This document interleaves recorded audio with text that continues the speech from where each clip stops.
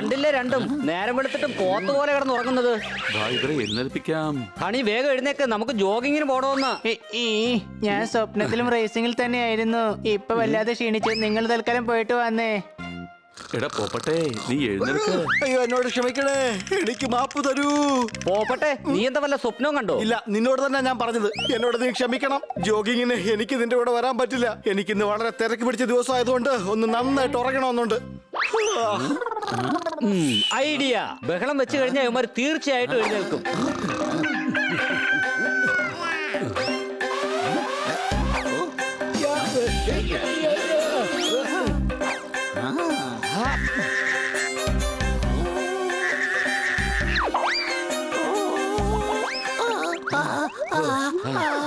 ഇനി എന്തായാലും എഴുന്നേറ്റല്ലേ പറ്റൂ.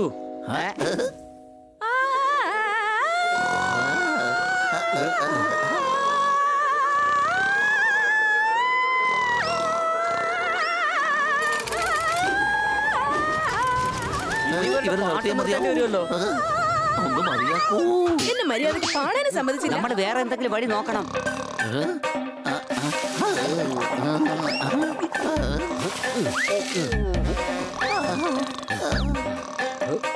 മറ്റൊരു ഐഡിയ നോക്കാം. എന്താ സർദാറെ, കിറ്റിയും ജോഗിങ്ങിന് വരുന്നുണ്ടെന്നോ? എന്താ?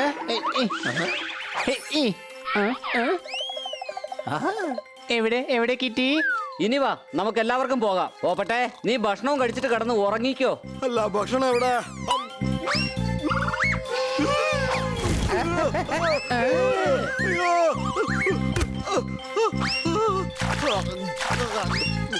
ഇനി മര്യാദക്ക് ജോഗിങ്ങിന് വരാൻ നോക്ക്. വാ, നമുക്ക് പാർക്കിൽ പോവാം.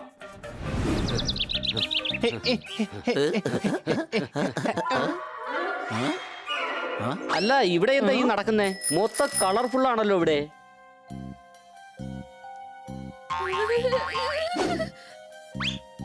അയ്യോ, എന്റെ മക്കൾക്ക് എങ്ങനെ ചുവപ്പും മഞ്ഞ കളർ വന്നത്? എല്ലാവരും അവരവരുടെ കണ്ണുകൾ സാവധാനമടയ്ക്കൂ. ശ്വാസമുള്ളിലേക്ക് വലിച്ചെടുക്കൂ. അതിനുശേഷം സ്വന്തം തലച്ചോറിനെ പതിയെ പതിയെ റിലാക്സ് ആക്കൂ. അത് കഴിഞ്ഞ് കണ്ണു തുറക്കൂ. ഈ ലോകം വർണ്ണാഭമായി തോന്നുന്നതാണ്. അയ്യോ, എല്ലാവരുടെയും കളർ ശരിക്കും മാറി. ഗുരുജി, താങ്കൾ സത്യത്തിലൊരു മഹാനാണ്. അയ്യോ, എന്റെ പേത്ത് നീ കളറ് പോണില്ലല്ലോ. ഇത്ര പെട്ടെന്ന് ഇവിടെ ഹോളിഡേ ആയോ? കൊള്ളാലോ. ഇന്നതിന് ഹോളി അല്ലടാ, ഇവിടെ വേറെ എന്തോ പ്രശ്നമുണ്ട്.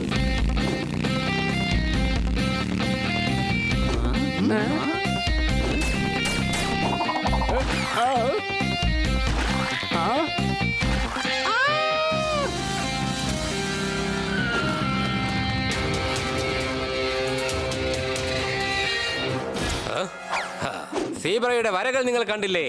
ലോകത്തെ കളറിൽ മുക്കിയത് കണ്ടില്ലേ? കുറുക്കനെ മഞ്ഞയും കുതിരയെ ചുവപ്പുമാക്കി മാറ്റും ഞാൻ.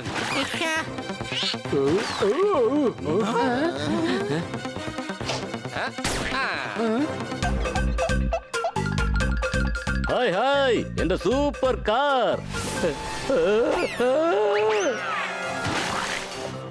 അയ്യോ, എന്റെ കാറ്.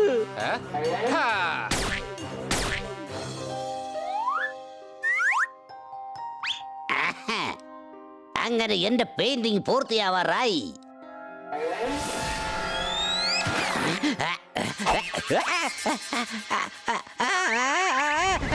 കടന്നു വരൂ, കടന്നു വരൂ. ഒന്നാം തര ക്യാരറ്റ് ആണ്, വാങ്ങിക്കോ. നല്ല പച്ച വെണ്ടയ്ക്കുണ്ട്, വാങ്ങിക്കോ.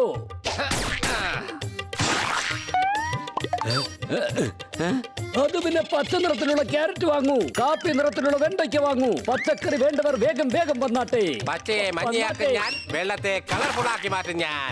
കുറച്ച് സമയം തന്നാൽ ഈ ലോകത്തെ തന്നെ മാറ്റിമറിച്ച് കാണിക്കാൻ ഞാൻ. എന്റെ അടുത്ത് വന്നു കഴിഞ്ഞാൽ മഴവില്ലഴകിലാക്കി തരാൻ ഞാൻ. പറയൂ കൂട്ടുകാരെ, ഏത് കളറാണ് വേണ്ടത്? പച്ച, മഞ്ഞ, ചുവപ്പ് അല്ലെങ്കിൽ നീല? എന്റെ കയ്യിൽ നിന്ന് രക്ഷപ്പെടാൻ പറ്റില്ല.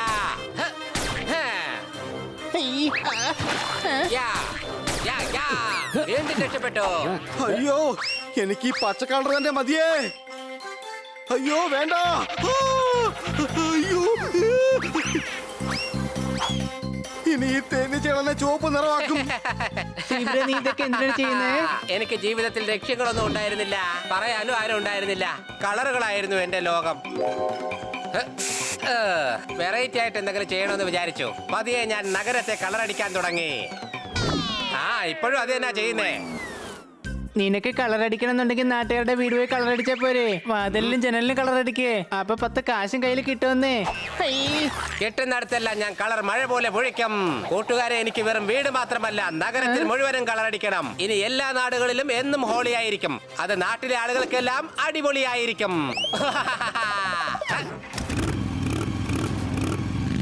ഞാൻ നഗരത്തിലേക്ക് പോകുന്നു കളർഫുൾ ആക്കാൻ. ദേ നോക്ക്, കള്ളറടിക്കുന്ന ഒരു തെറ്റായ കാര്യമല്ല. പക്ഷെ കള്ളറടിച്ച് മറ്റുള്ളവരെ ബുദ്ധിമുട്ടിക്കുന്നതോ, ആൾക്കാരുടെ വീട് കള്ളറടിച്ച് നശിപ്പിക്കുന്നത് തെറ്റാണ്. അതുകൊണ്ട് നമുക്ക് എന്തെങ്കിലും കണ്ടെത്തി അവനെ തടയണം. ഒന്ന് വേഗം വാ. താങ്ക്സ് ഉണ്ട് തോത്താറാം. എടാ നിക്ക്.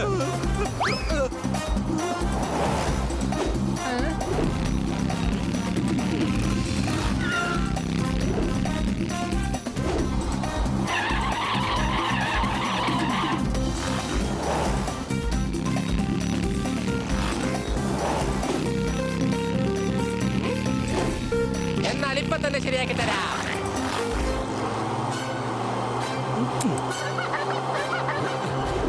അയ്യോ, ദേ വണ്ടി.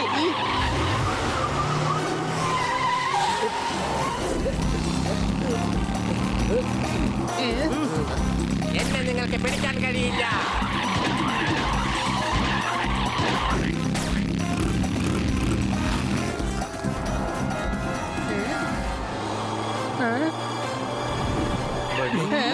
ബണ്ണി സൂക്ഷിച്ച്.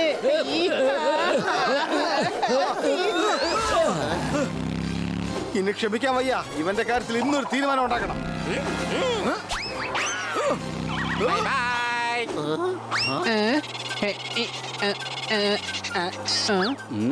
അല്ല, എന്തിനാ ഇങ്ങനെ നോക്കുന്നേ?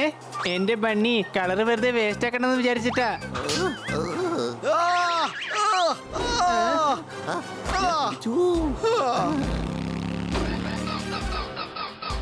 വണ്ടി എത്തിനാണ് നിർത്തിയത്. അയ്യോ, വണ്ടിയിലെ പെട്രോൾ തീർന്നു പോയി. നിന്റെ ബൈക്കിന്റെ ടയറിന് ചെറിയൊരു ആട്ടമുണ്ട്. എന്താ പറഞ്ഞേ? അയ്യോ.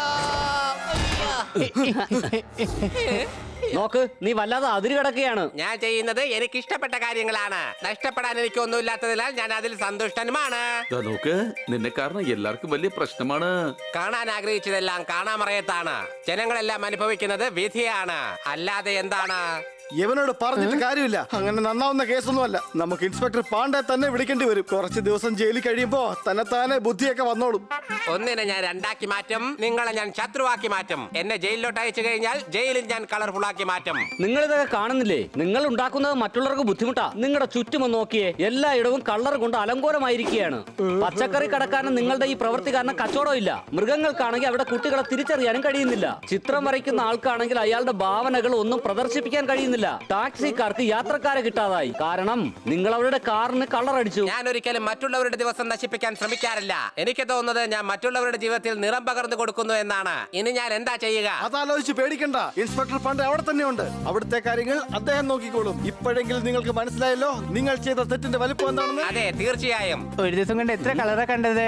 ഇനി കുറച്ചു നാളത്തേക്ക് ഞാൻ TV ബ്ലാക്ക് ആൻഡ് വൈറ്റിലേ കാണുന്നുള്ളൂ.